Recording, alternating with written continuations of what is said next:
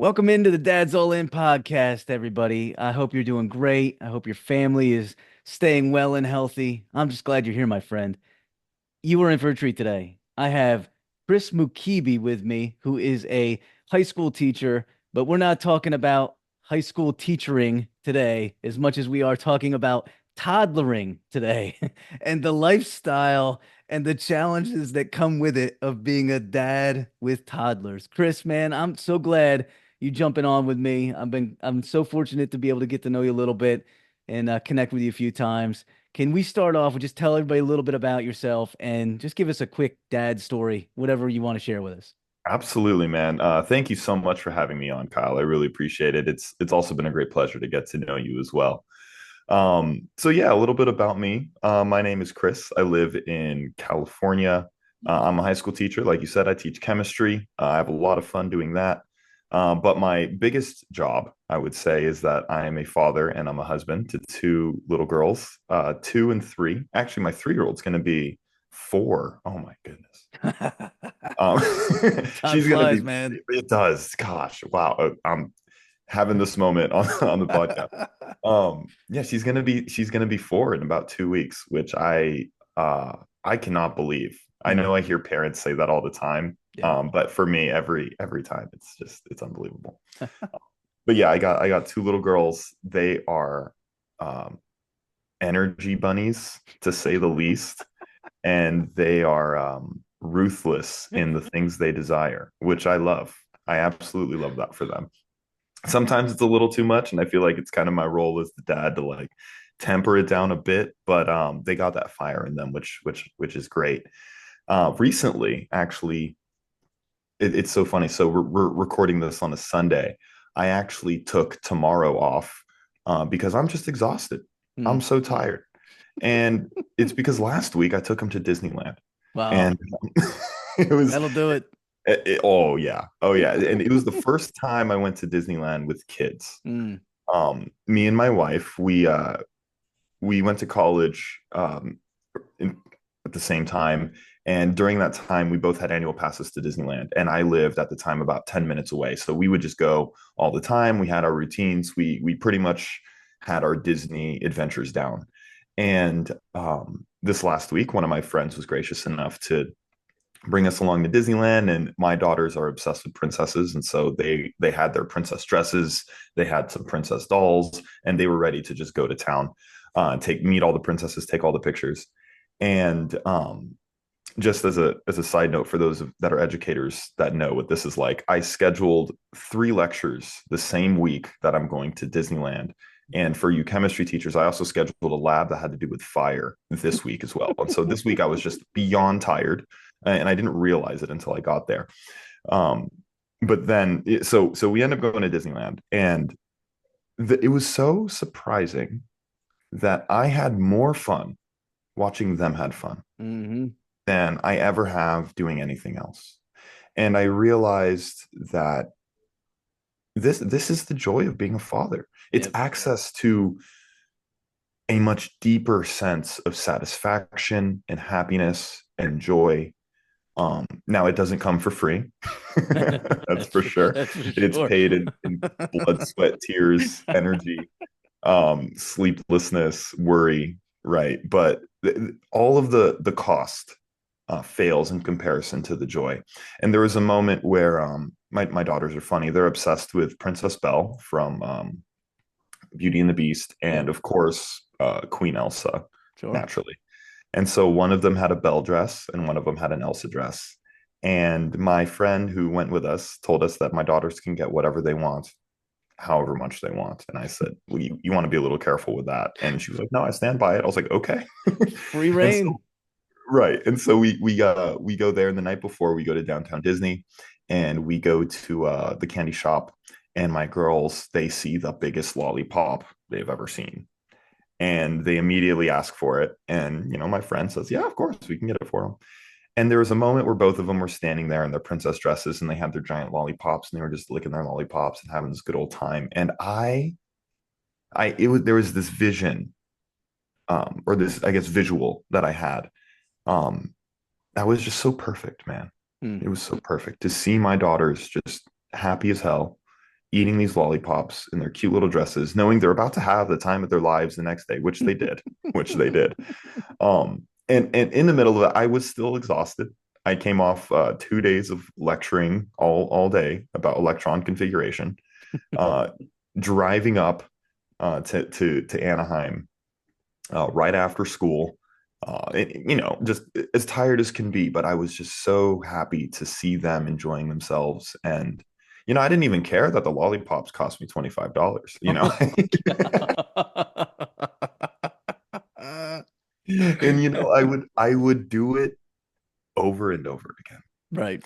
And I've noticed that with my daughters, um, it's just, they've given me this, I guess, renewal of life Hmm. that I never knew existed. And, I tell everyone that I think having kids is a goal you should take seriously. I don't think everyone should do it. Of course, it's a personal choice, but it is such a wonderful thing. And I cannot help but believe that it is what we're built for. Yeah, you hit the nail on the head when you're like, you all of a sudden, I guess as a young man, you're going through life. It's all about you, right? Like life is about you. And 100%. then you have kids, you meet your significant other, and it's obviously more than just you, but it is a different level of just embracing sacrifice and understanding of what it means to be a person who gives everything to somebody else and our kids, right? Yeah. But I completely understand like the satisfaction you get when you see your kids do something. And it's hard to put into words, and it's surprising. I think probably to just about every dad. You're like, wow, whether it be, kids having fun on the playground, or, whether it be on vacation, or your kids on the athletic field, or Hmm. maybe it's they're on stage and they're singing, who knows? But you see them doing things, and it just makes your heart swell. So Yeah. it is completely understandable exactly what you're saying. I really am excited about our conversation because, this particular podcast has been rolling for a while, and I have yet to dive into the toddler years. My wife and I, we are well past our toddler years, but we very much remember the joys and the challenges. And what's interesting, when you look back, this happened just yesterday. We're looking, you get the memories that pop up on your phone or Yeah. pop up in your Facebook feed, whatever. And you look, and it's all like these amazing memories of your kids when they're real young, doing silly things that makes you laugh, and you forget about like the challenges that come with Oh it. yeah. And I want to talk about that. I want to talk about the struggles, but Oh let's yeah. start here first, though. So, like fatherhood, toddler, or beyond, just in Yes. general, what do you think like is the general role that you see as a father? Oh yeah, lots of things. I mean, so there's being a father, which I think has a lot of different roles that comes with it. I think it's in so far from my experience the most evolved form of man. Perhaps being a grandfather is different. My dad can speak to that. But I think there are a lot of different roles that we have to play. And so I think about myself and wanting to be a good father, and I think about Aristotle's definition of good. And he says that a good cup is a cup that holds the liquid. Doesn't matter what it's made of, doesn't matter if it's cracked, if it's chipped, if it's old, if it's new. If it fulfills its role, then it is good. And so that made me think about, well, then what is my role as a father?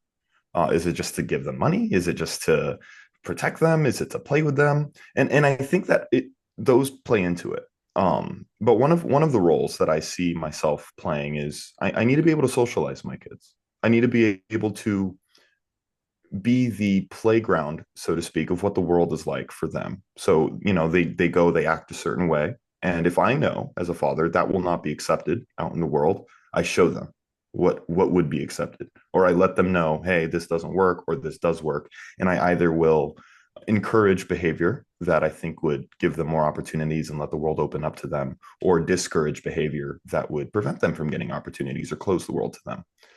So that's one of the roles I would say, is to socialize my kids so they're accepted by the world. And I've noticed, especially as an educator, kids who are well socialized, man, people cannot wait to help them out. Mm. And that's exactly what I want my daughters to have as well. I also see the role as to support their mother in any ways that she needs. Me and my wife are great partners, and I see my role as a father to support her, especially when it comes to the kids. And so I'm not afraid to, change some diapers. I literally just did like 2 hours ago. My girl had, a number two, and then I thought she was done, and then she did it again 20 minutes later, right after I just washed my hands, just prepared the food. So she's on her own schedule. Um, but I also think the role of a father is to balance firmness and sturdiness with care. And so the way I kind of see that is I imagine myself as like a pilot on the plane. And if I am flying the plane, we're going to go somewhere. We're going to go to our destination. And sometimes the passengers, my daughters, might be crying. They might disagree about where we're going. They might feel scared about where we're going. But my job as the pilot isn't to change the direction of the flight. It's not to create an emergency landing because they're upset. It's to let them know that we're safe, but we're going to go where dad's planning on going. We're going to go where the pilot is flying. And I think that when the kids know that adults are sturdy and firm in that way, I think they feel more calm and they feel safer. And I think that that's also extremely important. Um, but the balancing that with care, I think, is also what is really critical as well. So, for example, I mentioned earlier that I believe the role of the father is to socialize their kids. And part of that is to discourage behaviors that will not be accepted in the world. And so the way you do that is through punishment. Now, I'm not saying, punish your kids however you see fit. I think that punishment should have a very nuanced view. And so here's the way I see it. I see it as punishment as anything that discourages behavior from going and continuing on.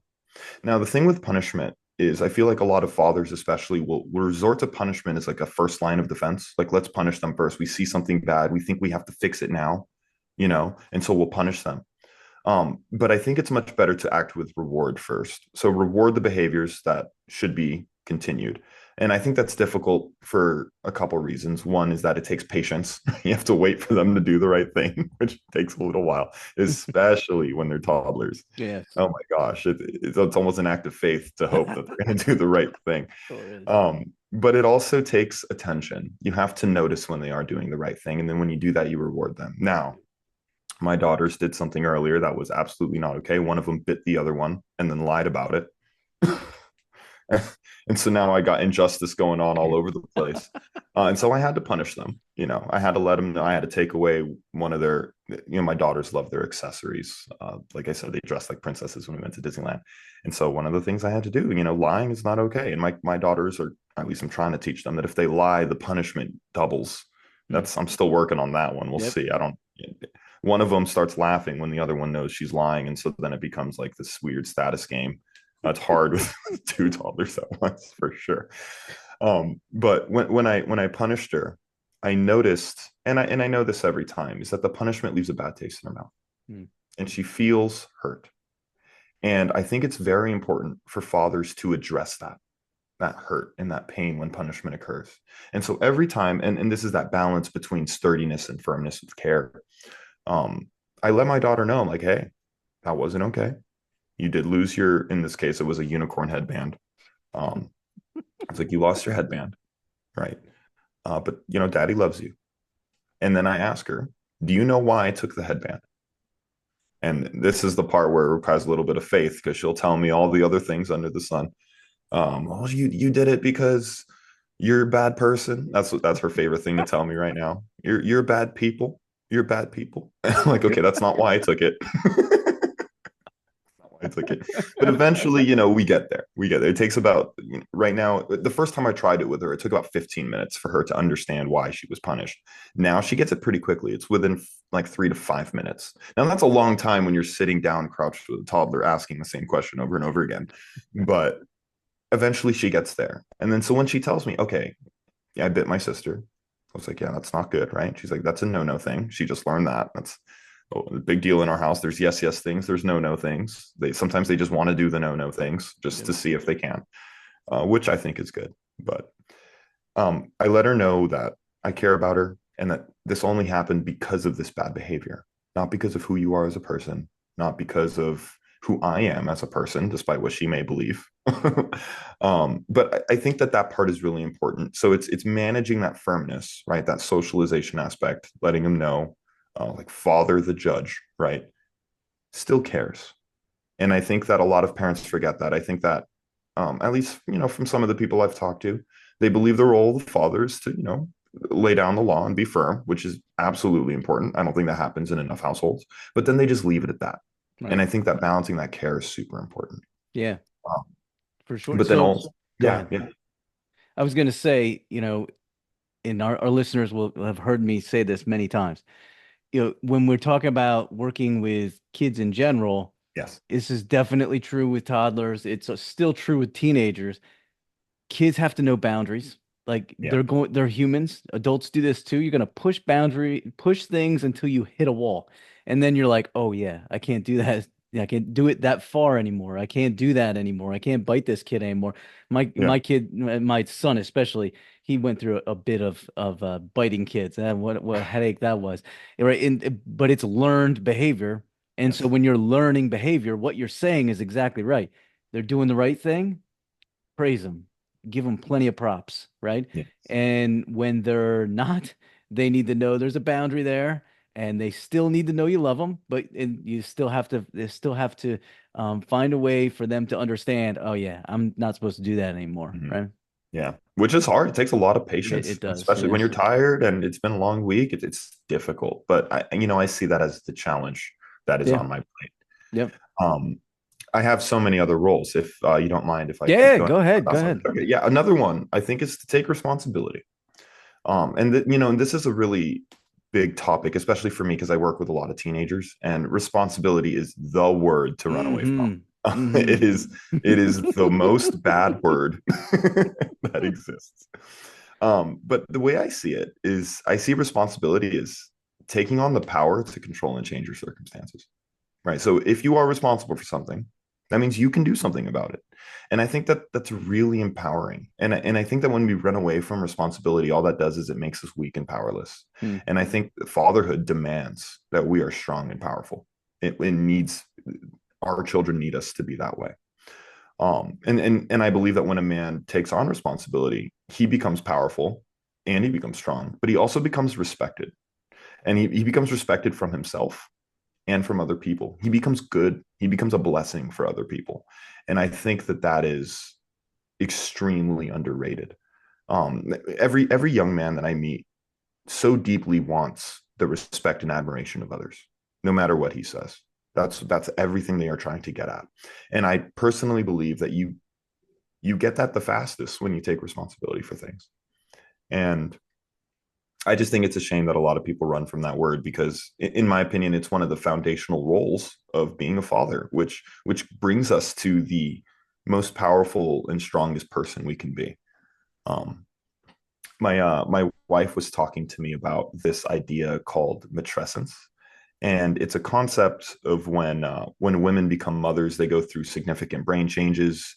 They have like a reduction in gray matter, and their neurons start forming different patterns, and they start thinking differently. And I have a suspicion that it also happens to men too.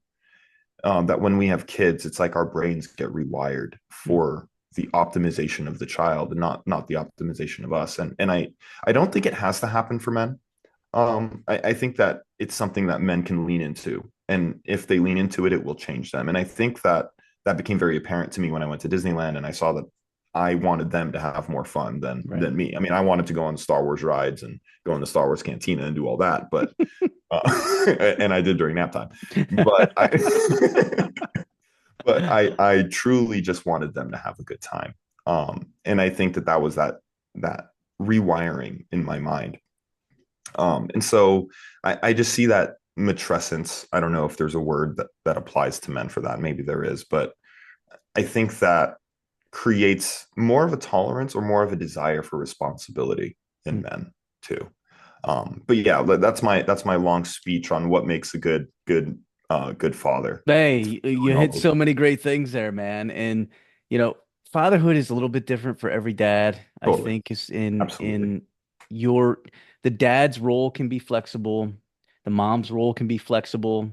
Oh, I always yes. say like everybody's different. We all have different brains, but at the core, what you're saying makes sense. And it really is this way for hopefully for, not just the parents, but anybody who's involved with helping. It takes a village. If you're Oh, fortunate enough to have more than parents, especially when they're toddlers, it is highly beneficial. But the idea of surrounding your child or your kids with good people who love them and yes. are willing to do exactly what we just talked about, praise them, let them know when they're doing well, let them know that they're loved, and then also set some boundaries for them because they need boundaries or they're going to keep pushing Yeah. those walls. Oh, Speaking yeah. of pushing walls, that is a huge part of toddlerhood, man. Like, so when my son came through the patch of being a toddler, it was for us at least chasing. We were just chasing. He has high energy, especially at that age. Now he's in college. It's different altogether. Challenges are different at every stage of when you're a kid all the way up to young adulthood. The challenges change, but he was just high octane, right? And then we had twins, Oh, my and goodness. you know we had one our one daughter was pretty much like the studious type, right? Like we could ask her to sit, draw, color, she'd do it, run herself. And the other child was more like her father, and she, like my son, had a high octane and she had a big engine. And so toddlerhood can be challenging. It can also be amazing, Yeah. but it can be exhausting too. And Yes. so sometimes I've always found like one of the biggest challenges of being a dad, being a mom, is that you have to find the joy even though you're tired all the time. Now, that's just Yeah. one struggle I'm thinking about on my end. What just dive into any of the struggles of toddlerhood that you want to share. Oh, yeah, man. I mean, I think that exhaustion thing is a big one. I mean, before I became a father, I don't think I had anything in my life that was as consistent as my children. Hmm. Um, they're my favorite alarm clock, let me tell you. Mm-hmm. Mm-hmm. I, I'm gonna be honest, I don't like getting up early going to work. It's not a fun thing I do. And when the alarm goes off, I'm not in the best mood. And I remember that there was a point when my oldest specifically, she was able to get out of bed and walk over and wake me up. I remember the first time it happened, it was so shocking.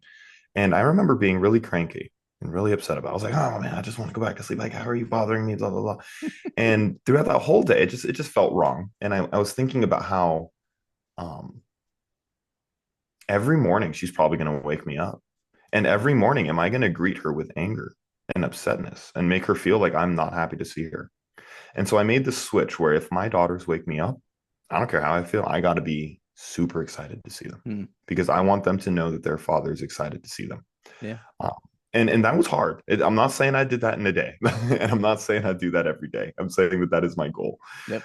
Now I do it most days, and I'm proud to say that. But I think that the exhaustion piece I think is really critical. Um, like for me, it's and maybe because I work with a lot of high schoolers and they're kind of knuckleheads, and so I could be patient with silly behavior. But I do think that the tiredness determines my fuse. I think Sure. how tired I am can determine how much I can take Yeah. before I start acting in ways that I don't like. Yep. And so when I think about expanding my fuse, I think about this concept. Well, I call it my happiness formula. I stole it from a oh man, who is she? I believe she used to work at Google. She wrote a book on it. I'm sure if you guys Google happiness formula, you will find this lady. But whenever I have a tough time, I basically look at my happiness formula and I try to see if I'm doing the things in that formula. And so this basically came out of best practices at Google. And so what I did is I have a list of activities that improve my physical state, so how I act, that improve my mental state, how I think, my emotional state, how I feel, and my spiritual state, how I feel connected to something bigger than me. And so I have a list of different activities where I prefer to do these things that improve those domains.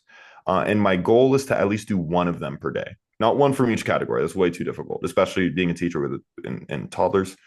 I've learned that one, my to-do list will never be finished. There is never enough time in the day, and I have to be okay with just letting things go. And so I try to just do one of them. And my biggest thing is moving my body. So as long as I move my body, I notice that everything else kind of gets a little bit better. And so I try to take walks, specifically after bedtime. I think my neighbors might think I'm insane because I'm just walking around for hours at night. But I got toddlers, man. Like this is the only time I Yep. have, and that's my advice to anyone with toddlers is all the hours of the day are equal. Like, do not trick Yep. yourself into thinking anything else, Yep. because the time is truly the limiting reagent, or it's the limiting factor. Yep. But I have this happiness formula where it's my physical plus mental plus emotional plus spiritual practices. And I try to boost all of that with exercise. And I noticed that if I'm not doing at least one of those things, like if I go a couple of days without doing any of them, my fuse is shorter. I Mm. don't have tolerance for my daughters. I'm not the father that I need to be. I am not that good cup, right? I'm not fulfilling my roles the way I need to. And this is why I think it's like you said, it takes a village. And having toddlers has proven that to me. If there's anything I know that's true in this life, is that having toddlers requires multiple generations of people. Oh my goodness. It It cannot. certainly helps. I always feel bad Yeah. for any single parents who, and Oh, especially single parent. I mean, that's tough in itself. absolutely. And then if you're a single parent who doesn't have a network of people who you can rely on, oh, that's a Yeah. next level challenge. If you are a single parent with that issue and you feel like it's an impossible task, that's because it is. It is Mm, extremely difficult. But I have seen humans overcome the impossible over and over again. And so that doesn't mean it's beyond you. And I think that as long as we stay connected to the bigger purpose, um, I think it will, the hard times will pass and the fruit will come.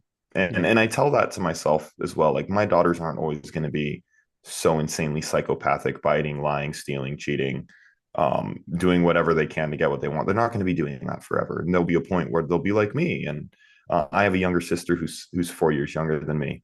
And I remember when she was born, and I remember when she was a toddler, and I remember all the different stages that she's been. And now she's 26.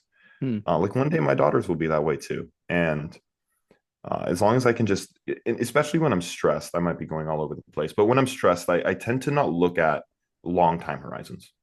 I tend to shorten my time horizon. And the more stressed I am, the shorter that time horizon becomes. So I noticed that, especially as a teacher, there are some weeks where I'm just getting to Friday for sure. Hmm. But with teaching and with toddlers, there are some days where I'm just getting through the minute. I'm just getting through Yeah. the hour. Yeah. Um, and that's fine because the time will pass, and as long as I focus on that, I believe I get to fulfill my roles a little bit better. But yeah, those that happiness formula I have is honestly, it has been a pillar for me because every Yeah. time I notice I'm not acting in a way that I want to be, I'm not being the father I want to be, I'm like, okay, well, am I moving my body, am I doing something creative, am I making music, am I walking in nature, um, am I writing? These are the types of things that I need to do, otherwise I go insane. Yep. um, but yeah, that's kind of how I keep it together because there is no taking time off. I really don't. And anyone with kids could attest to this. Like the days off, you're working double. Yep. Holidays is double time, Yep. no pay. Yep. It's I think you so you you got to have strategies. Mhm. you hit the nail on the head when you said, you got to maximize whatever time you have available.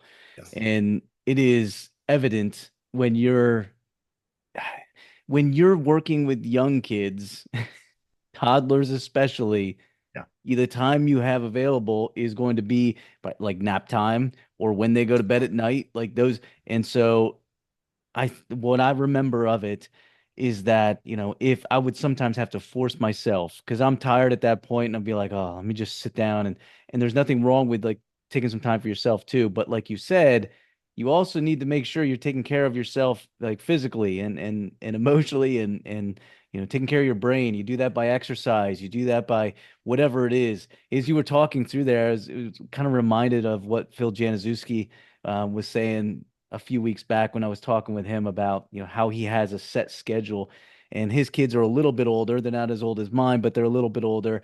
And it just kind of reminds me of every portion of fatherhood is dealt, you have exhaustion. It's just different. It's just different.